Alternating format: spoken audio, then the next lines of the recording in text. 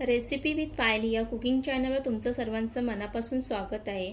आज आपण इथे मोठी कोलंबीचं कालवण करणार आहोत। कोलंबीचं कालवण आपण वेगवेगळ्या पद्धतीने करत असतो, पण आज आपण एका वेगळ्या पद्धतीने करणार आहोत। ह्या कालवणाला मटणासारखी चव असणार आहे। खूप कमी वाटणामध्ये हे कालवण बनून तयार होते। तर चला मग रेसिपीला सुरुवात करूया। इथे हे कोळंबी घेतलेली आहे। इथे मोठ्या आकाराची कोळंबी घेतलेली आहे। त्यानंतर हे कोळंबी साफ सुद्धा करून घ्यायचे आहे। कशा पद्धतीने साफ करायचे ते सुद्धा बघूया। व्हिडिओमध्ये दाखवल्याप्रमाणे अशा पद्धतीने हे कोळंबी साफ करून घ्यायची आहे। आणि तुम्ही रेसिपी विथ पायल या चॅनलला अजून सबस्क्राइब केलं नसेल तर सबस्क्राइब करून घ्या। आणि ह्या मोठ्या कोळंबीमधला जो मध्ये धागा आहे तो सुद्धा अशा पद्धतीने काढून घ्यायचं आहे। सर्वच कोळंबीमधलं अशाच पद्धतीने काढून घेणार आहोत। आणि ह्याचं जे वरचं कोटिंग आहे ते काढायचं नाहीये, त्यामुळेच आपल्या कालवणाला खूप छान चव येते। आणि अशाच पद्धतीने सर्व कोळंबी साफ करून घ्यायची आहे। तर इथे अशा पद्धतीने सर्व कोळंबी साफ करून घेतलेली आहे। आणि इथे तुम्ही बघू शकतात की जे वरचं कोटिंग आहे ते आपण काढलेलं नाहीये।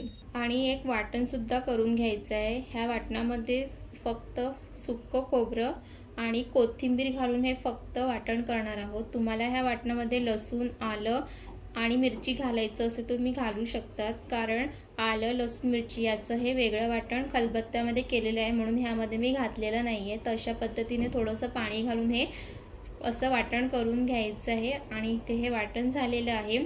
त्यानंतर गॅसवरती कढई ठेवायची आहे। कढई व्यवस्थित गरम झाल्यानंतर त्यामध्ये तेल घालायचं आहे। तेल कमी जास्त तुम्ही तुमच्याप्रमाणे त्यामध्ये घाला। तेल गरम झाल्यानंतर त्यामध्ये उभा चिरलेला कांदा घालायचा आहे। इथे 2 कांदे चिरून घेतलेले आहे। आणि त्यानंतर कांदा व्यवस्थित परतून घ्यायचं आहे। आणि कांदा परतून घेताना गॅस मंद आचेवरच ठेवायचा आहे। आणि अशा पद्धतीने कांद्याचं एक एक पाकळ्या वेगळ्या करून घ्यायचं आहे। आणि त्यानंतर इथे हे आलं, लसूण, मिरची याचं हे वाटण सुद्धा त्यामध्ये घालायचं आहे। जर तुम्हाला मिक्सरमध्ये आपण कोथिंबीर आणि खोबरं ह्याचं जेव्हा वाटण केलं त्यामध्ये तुम्ही सुद्धा आलं, लसूण, मिरची टाकून ते एकत्रही वाटण करू शकतात, किंवा असं तुम्ही वेगळ्या खलबत्त्यामध्ये टाकून सुद्धा असं करू शकतात। तर वाटण हे सुद्धा व्यवस्थित परतून घ्यायचं आहे। आणि त्यानंतर ह्यामध्ये कोथिंबीर आणि खोबरं ह्याचं वाटण त्यामध्ये घालायचं आहे।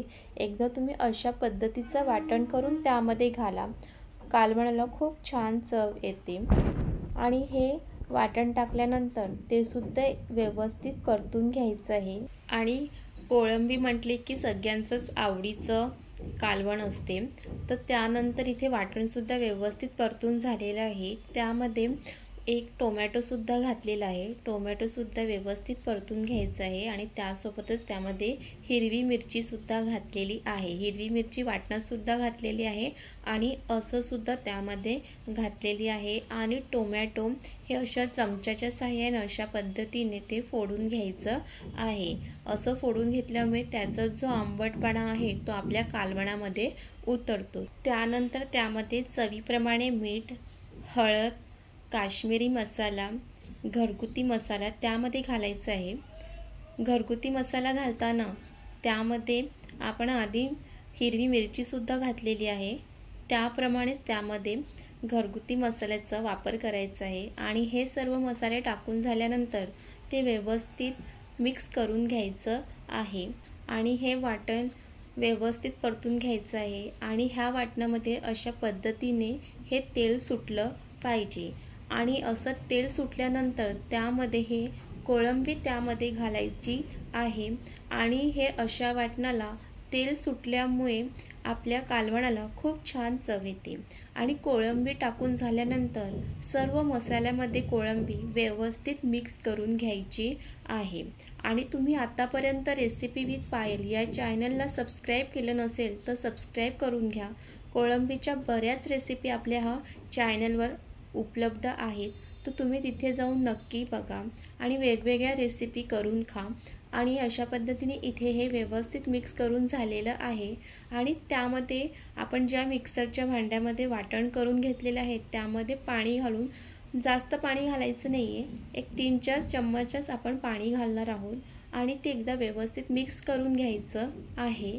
आधीच आपल्याला जास्त पाणी त्यामध्ये टाकायचं नाही आहे। त्यानंतर मिक्स झाल्यानंतर झाकण झाकून एक 5 मिनिटाकरता वाफ काढून घ्यायची आहे। आणि एका साईडला 10 मिनिटाकरता चिंचसुद्धा पाण्यात भिजत ठेवली होती, त्याचासुद्धा रस काढून घ्यायचा आहे। आणि इथे 5 मिनिटं झालेली आहे आणि इथे तुम्ही बघू शकतात की खूप छान अशी वाफ आलेली आहे आणि ते एकदा व्यवस्थित मिक्स करून घ्यायचं आहे। आणि इथे बघा की ह्यामध्ये कोळंबी टाकल्यानंतर हळूहळू कोळंबीचा जो रंग आहे तो बदलत जातो। त्यानंतर त्यामध्ये चिंचेचं आंबट घालायचं आहे आणि ह्यामध्ये चिंचेचं आंबट घातल्यामुळे ह्या कालवणाला खूप छान चव येते, तर त्यामुळे इथे हा चिंचेचा आंबट हा घालायचाच आहे। आणि चिंचेचं आंबट घातल्यानंतर ते सुद्धा एकदा व्यवस्थित मिक्स करून घ्यायचं आहे आणि त्यानंतर एक 5 मिनिटाकरता झाकून ठेवायचं आहे। आणि इथे 5 मिनिटं झालेली आहे आणि ते एकदा व्यवस्थित मिक्स करून घ्यायचं आहे। आणि त्यानंतर त्यामध्ये गरम पाणी घालायचं आहे आणि ते सुद्धा एकदा परत मिक्स करून घ्यायचं आहे आणि परत झाकण झाकून एक 5 मिनिटाकरता छान वाफ काढून घ्यायची आहे।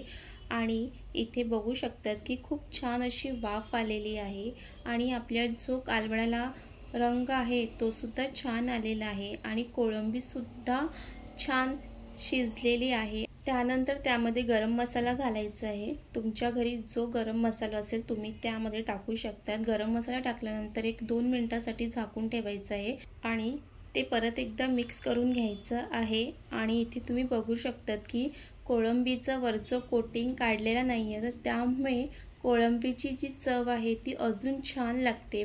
त्यानंतर त्यामध्ये हिरवी कोथिंबीर घालायची आहे, थोडी जास्तच हिरवी कोथिंबीर त्यामध्ये घालायची आहे, त्यामुळे आपल्या कालवणाला खूप छान चव येते। आणि ते सुद्धा एकदा व्यवस्थित मिक्स करून घ्यायचं आहे। आणि हे कालवण अगदी झटपट होते, कमी साहित्यात आणि कमी वाटणात हे बनून तयार होते। आणि हे कालवण जसं थंड होत जाते तसं ह्याचा जो रस्सा आहे तो सुद्धा घट्ट होत जाते। तर हा असा कालवण तुम्ही चपातीसोबत, भाकरीसोबत किंवा गरमागरम भातासोबत खाऊ शकतात। आणि तुम्ही नक्की एकदा अशा पद्धतीचं मोठ्या कोळंबीचं कालवण करून बघा, खूप छान लागते, झटपट होते, जास्त वाटणचीही गरज नाही आहे। अशा पद्धतीने नक्की करा आणि तुम्हाला ही रेसिपी कशी वाटली हे नक्की कमेंट्स करून सांगा। आणि रेसिपी विथ पायल या चॅनलला सबस्क्राईब करा, लाईक, शेअर, कमेंटसुद्धा करा आणि भेटूया अशा छान रेसिपीसोबत। तिथपर्यंत अशा छान छान रेसिपी करून खा।